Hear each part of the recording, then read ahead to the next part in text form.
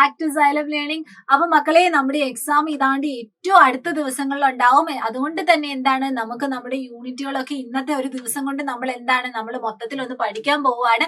അപ്പൊ മക്കൾ നോക്കിക്കേ, നമ്മുടെ EVSന്റെ മൂന്നാമത്തെ യൂണിറ്റ്, അതായത് ജലം ജീവാമൃതം അല്ലെങ്കിൽ water the elixir of life, ആ ഒരു യൂണിറ്റ് എന്താണ്, വളരെ സിമ്പിൾ ആണല്ലേ. ശരിക്കും ജലം, അതായത് വാട്ടർ, അവയെ പറ്റിയൊക്കെയാണ് പറയുന്നത്.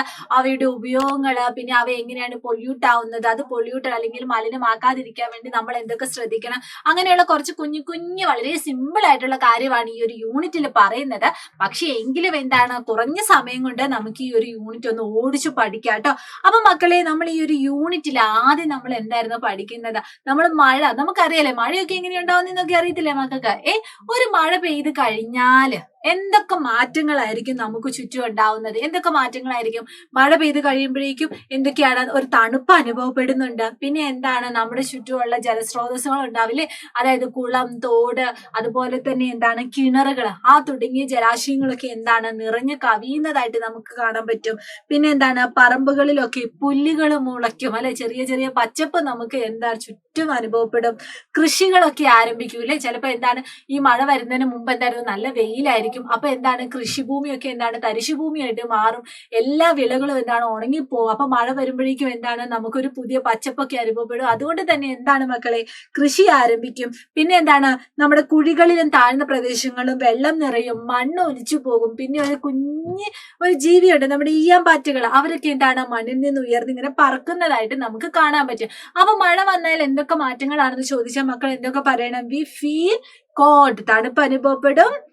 Water bodies like wells, canals, ponds, rivers, അതൊക്കെ എന്താണ് വേഗം ഫില്ലപ്പ് ആവും. പിന്നെ ഗ്രാസ് സ്പ്രൗട്ട്സ് ഇൻ യാർഡ്, കുഞ്ഞു കുഞ്ഞു കുറ്റി ചെടികളൊക്കെ വളരുന്നുണ്ട്. പ്ലാന്റ്സും ട്രീസും ഒക്കെ എന്താണ് ചെറുതായിട്ട് മുളച്ചു വരുന്നുണ്ട്. കൾട്ടിവേഷൻ, അതായത് പുതിയ കൃഷികൾ ആരംഭിക്കും. പിറ്റ്സ് ആൻഡ് ലോ ലാൻഡ്, അതായത് കുഴികളും അതുപോലെ തന്നെ ചെറിയ കുഴികളൊക്കെ ഉണ്ടാവുമല്ലോ, അതുപോലെ തന്നെ ചെരിഞ്ഞ സ്ഥലമൊക്കെ ഉണ്ടാവില്ലേ, അവിടേക്ക് എന്താണ് വെള്ളം വന്ന് നിറയും. പിന്നെ സോയിൽ ഡ്രെയിൻസ് അവേ, ചിലപ്പോൾ എന്താണ് മണ്ണൊക്കെ അങ്ങ് ഒലിച്ചു പോകും.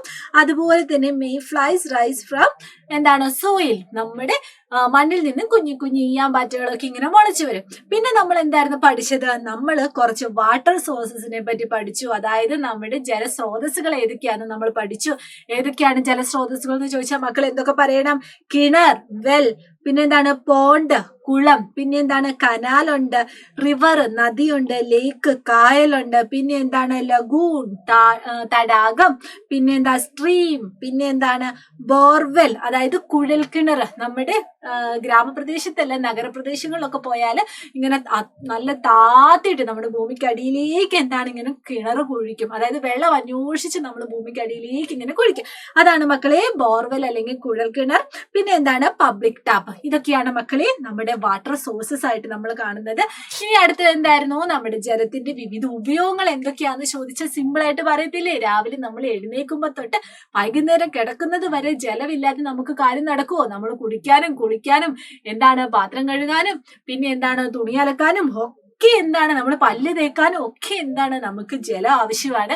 അപ്പൊ ജലത്തിന്റെ യൂസേജ് എന്താന്ന് ചോദിച്ചാൽ മക്കളെ കറക്റ്റ് ആയിട്ട് പറയണം. എന്തൊക്കെയാണ്?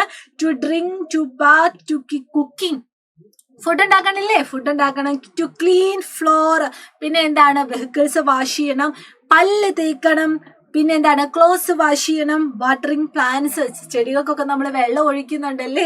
അതുപോലെ തന്നെ അഗ്രികൾച്ചർ പർപ്പസ്, ഇൻഡസ്ട്രിയൽ പർപ്പസ്, അവർക്കൊക്കെ എന്താണ് നമ്മൾ ജലം ഉപയോഗിക്കുന്നുണ്ട്. അതായത് മക്കളെ തുണി കഴുകാനും പാത്രം കഴുകാനും ചെടി നനയ്ക്കാനും കുളിക്കാനും കുടിക്കാനും എന്താണ് തറ കഴുകാനും പല്ല് തേക്കാൻ തുടങ്ങി വാഹനങ്ങൾ കഴുകുന്നത് തുടങ്ങി കൃഷി ആവശ്യങ്ങൾക്ക് വരെ എന്താണ് നമ്മൾ ജലം യൂസ് ചെയ്യുന്നുണ്ട്. അത് മക്കൾ ഓർത്തു വെക്കണം.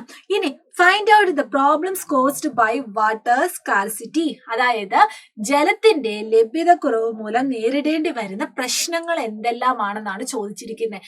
എന്തൊക്കെയാണ് ജലമില്ലായ്മ, ജലം എന്താണ്, ജലത്തിന്റെ ലഭ്യത കുറയുക എന്ന് പറഞ്ഞാൽ എന്താണ്, ജലം കിട്ടാത്ത ഒരു അവസ്ഥ അല്ലെ. ആ ഒരു അവസ്ഥ വരുമ്പോൾ എന്തൊക്കെ പ്രശ്നങ്ങളുണ്ടാവും, നമുക്ക് ശുദ്ധജലം കിട്ടത്തില്ല. അതുപോലെ തന്നെ എന്താണ് കുളങ്ങളും കിണറുകളും ഒക്കെ എന്താണ് വറ്റിപ്പോകും. പിന്നെ എന്താണ് അഗ്രികൾച്ചർ ഇഷ്യൂസ് വരും അല്ലെ. കൃഷിയുമായി സംബന്ധിച്ച ഭൂമിയൊക്കെ എന്താണ് തരിശാവും, അഗ്രികൾച്ചർ ഇഷ്യൂസ് വരും. പിന്നെ എന്താണ് ഹങ്ങർ ആൻഡ് മാൽന്യൂട്രീഷൻ, പോവേർട്ടി, അതായത് ദാരിദ്ര്യവും പോഷകാഹാരക്കുറവും ഒക്കെ നമുക്ക് പിന്നെ അനുഭവപ്പെടും. പിന്നെ എന്താണ് ഡിസപ്പിയറൻസ് ഓഫ് വെറ്റ്ലാൻഡ്, നമ്മുടെ ഭൂമിയിലെ തന്നെ പച്ചപ്പൊക്കെ അങ്ങ് മാഞ്ഞു പോകൂല്ലേ. പിന്നെ എന്താണ് many plants and animals will disappear from this earth, നമ്മുടെ ഭൂമിയിൽ നിന്ന് തന്നെ എന്താണ് കുറെ പ്ലാന്റ്സും കുറെ ആനിമൽസും ഒക്കെ അപ്രത്യക്ഷമാവും. വെള്ളം കിട്ടാത്ത അവസ്ഥ വരുമ്പോ എന്താണ് അവരൊക്കെ പെട്ടെന്ന് ചത്തുപോകൂല്ലേ. ഇനി എന്താണ് വേറെ ഒരു കാര്യമാണ്, നമ്മൾക്ക് ഇപ്പൊ ഭൂമിനെ വരയ്ക്കുമ്പോ എന്താണ് നീല കളറിലല്ലേ, അതുപോലെ തന്നെ എന്താണ് പച്ചപ്പൊക്കെ നമ്മളിങ്ങനെ ഭൂമിനെ വരയ്ക്കുമ്പോ ഒക്കെ നമ്മളിങ്ങനെ രേഖപ്പെടുത്തും. പക്ഷെ ഈ വെള്ളമൊക്കെ പോയാലോ പിന്നെ നമ്മുടെ ആ ഒരു ഭൂമിന്റെ ഗ്രീൻ കാർപ്പറ്റ് തന്നെ എന്താണ് നമുക്ക് നഷ്ടമായി പോകും അല്ലെ. It will be wipe out.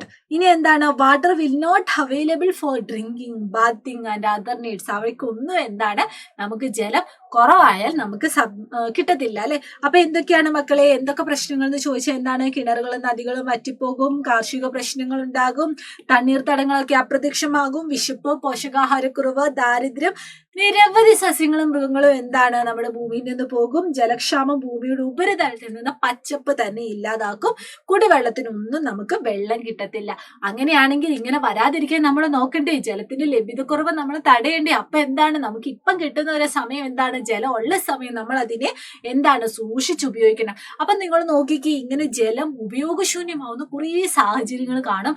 ഏതൊക്കെയാന്ന് ചോദിച്ചാൽ മക്കൾ എന്തൊക്കെ പറയണം, ടാങ്കുകൾ നിറഞ്ഞൊഴുകുന്നു, ദീർഘനേരമായുള്ള കുളി, ചോർച്ചയുള്ള ടാപ്പുകള്, അനാവശ്യമായിട്ട് ടാപ്പ് തുറന്നിടുന്നുണ്ട്, പല്ല് തേക്കുമ്പോൾ ടാപ്പ് തുറന്നിടുന്നുണ്ട്, തോട്ടത്തിൽ വെള്ളം ഇങ്ങനെ ചുമ്മാ ഒഴുക്കി വിടുന്നുണ്ട്, വാഹനങ്ങൾ കഴുകുമ്പോൾ എന്താണ് ജലം നമ്മൾ പാഴാക്കുന്നുണ്ട്. അതായത് എന്തൊക്കെ അവസരങ്ങളാണ്, tank overflowing, taking long shower, leaking tap, unnecessary open tap, keeping the tap open while brushing out teeth, wasting water in garden and washing vehicle. ഇവയിലൂടെയൊക്കെ എന്താണ് നമ്മൾ ജലം ഉപയോഗശൂന്യമാക്കുന്ന ഒരു സാഹചര്യം. അതായത് ചുമ്മാ ജലം നമ്മളിങ്ങനെ തുറന്നു വിടുന്നു അല്ലെ.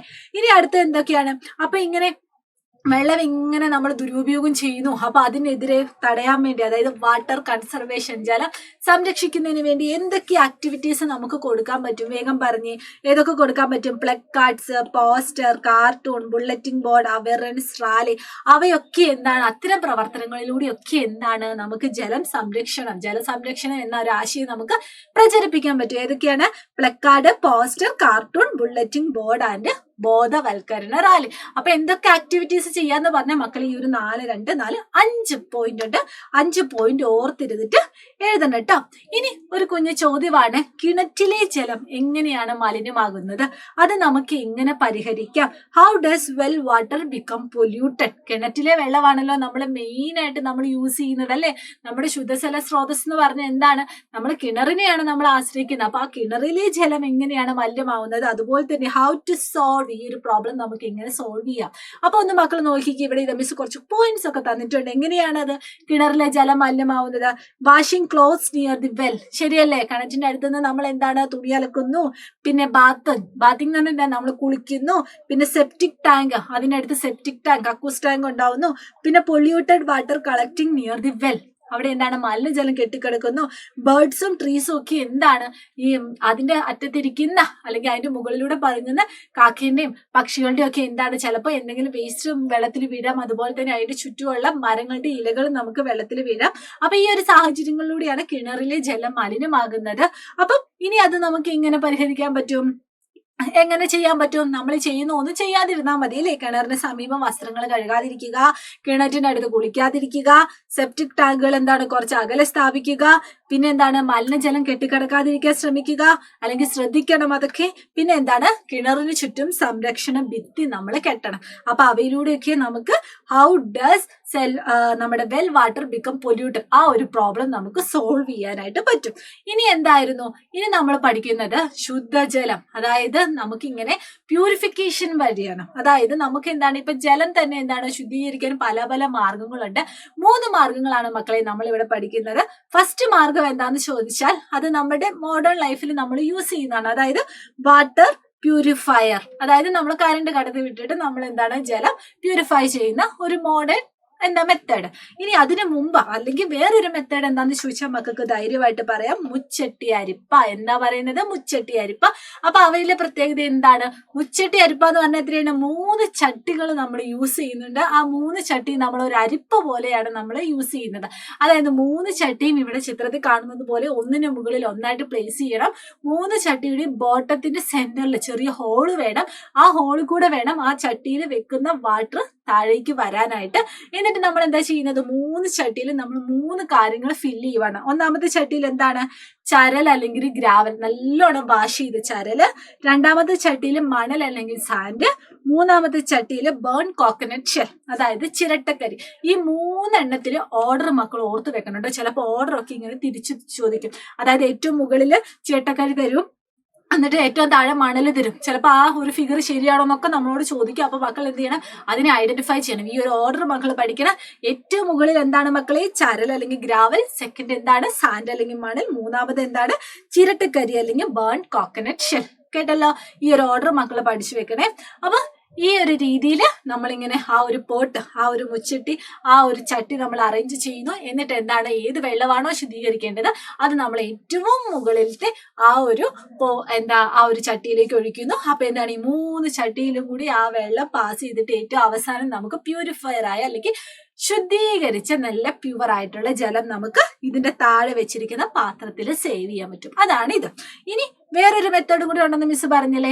അതാണ് നമ്മളിപ്പോ നമ്മുടെ വീട്ടിലൊക്കെ ചെയ്യുന്ന, നമ്മുടെ വീട്ടിലെ കിണറ്റിലൊക്കെ നമ്മൾ യൂസ് ചെയ്യും അല്ലെ? എന്തായിരുന്നു? നമ്മുടെ കുടിവെള്ളം ശുദ്ധീകരിക്കാൻ വേണ്ടി നമ്മൾ ബ്ലീച്ചിങ് പൗഡർ യൂസ് ചെയ്യും. മൂന്നാമത്തെ മെത്തേഡ് എന്താണ് മക്കളെ? Bleaching powder. അതായത് ബ്ലീച്ചിങ് പൗഡർ എന്തിനായിരുന്നു? എങ്ങനെയാണ് അത് യൂസ് ചെയ്യുന്നത്? ചുമ്മാ യൂസ് ചെയ്യാൻ പറ്റത്തില്ല. നമ്മൾ എങ്ങനെയാണ് യൂസ് ചെയ്യുന്നത്? നമ്മൾ 2 ആൾക്കാരുടെ ഹൈറ്റിലുള്ള ആ ഒരു ജലത്തിലാണെങ്കിൽ നമ്മുടെ ഒരു തീപ്പെട്ടിക്കൊള്ളിയില്ലേ, തീപ്പെട്ടിന്റെ ആ പാക്കറ്റിൽ നിറയുന്ന അത്രയും ബ്ലീച്ചിങ് പൗഡർ യൂസ് ചെയ്യുക.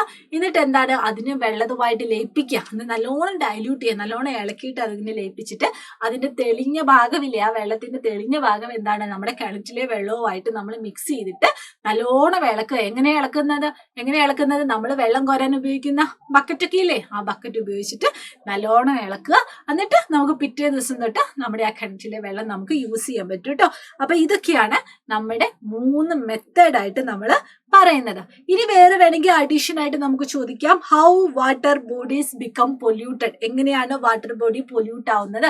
അതായത് എങ്ങനെയാണ് ജലാശയങ്ങൾ മലിനമാവുന്നത്? അങ്ങനെ ഒരു ചോദ്യം ചോദിക്കുവാണെങ്കിൽ മക്കൾ ആ കിണർ എങ്ങനെയാണ് മലിനമാവുന്നതെന്ന് പറഞ്ഞില്ലേ, അതിൻ്റെ ഉള്ളിൽ നമുക്ക് ഉത്തരങ്ങൾ കൂട്ടിച്ചേർക്കാം കേട്ടോ. എങ്ങനെയാണ് ജലാശയങ്ങളിലേക്ക് മാലിന്യം തള്ളുന്നു, വാഹനങ്ങളും വസ്ത്രങ്ങളും ഒക്കെ അവിടെ നിന്ന് കുളിപ്പിക്കുന്നു, പിന്നെ എന്താണ് ഫാക്ടറി വേസ്റ്റ് വരുന്നു, പിന്നെ എന്താണ് പെസ്റ്റിസൈഡ് ഇല്ലേ, കീടനാശിനികളൊക്കെ ഉപയോഗിക്കുന്നു, പിന്നെ എന്താണ് ആസിഡ് റെയിൻ. അത് മക്കൾ പറഞ്ഞില്ലെങ്കിലും കുഴപ്പമില്ല, ബാക്കിയൊക്കെ പറയണേ.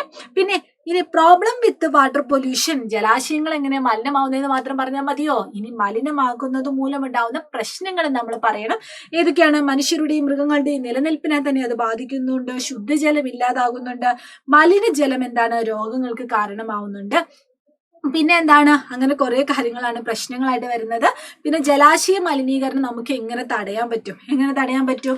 നമുക്ക് ബോധവൽക്കരണം കൊടുക്കാൻ പറ്റൂലേ? അതുപോലെ തന്നെ എന്താണ്, പ്ലാസ്റ്റിക്കും പേസ്റ്റും ഒന്നും അവിടെ എവിടെയൊന്നും വലിച്ചെറിയാതിരിക്കുക, രാസവസ്തുക്കളുടെയും കീടനാശികളുടെയും അമിത ഉപയോഗം തടയുക, പ്ലാസ്റ്റിക് ഉപയോഗം കുറയ്ക്കുക. അങ്ങനെയുള്ള മെത്തേഡിലൂടെ നമുക്ക് ജലാശയ മലിനീകരണം നമുക്ക് തടയാനും പറ്റും. അപ്പൊ ഇത്രയേ ഉള്ളൂ ഈ ഒരു യൂണിറ്റ് ശരിക്കും നമ്മൾ നോക്കിയാൽ. അപ്പൊ ഇത് നിങ്ങൾ ഓടിച്ച് പഠിക്കണം. ഈ ഒരു ക്ലാസ്, ഈ ഒരു വീഡിയോ നിങ്ങൾ സ്കിപ്പ് ചെയ്യാതെ മുഴുവൻ കണ്ടിട്ട് ഓരോ പോയിന്റ്സും എന്താണ് നിങ്ങളുടെ മൈൻഡിലേക്ക് എത്തിക്കണം കേട്ടോ. അതുപോലെ തന്നെ ചെറിയ ചെറിയ നോട്ടൊക്കെ ഉണ്ടാക്കി നിങ്ങൾ പഠിച്ചാൽ നമുക്ക് ഫുൾ മാർക്ക് ഉറപ്പാണ് മക്കളെ. അപ്പൊ എന്താണ്, നമുക്ക് ഇനി ഇതിൻ്റെ ഉള്ള ക്വസ്റ്റ്യൻസ് ഒക്കെ ചെയ്യണം. അതൊക്കെ ആയിട്ട് മിസ്സിന് വീണ്ടും വരും. അതുവരെ ബൈ.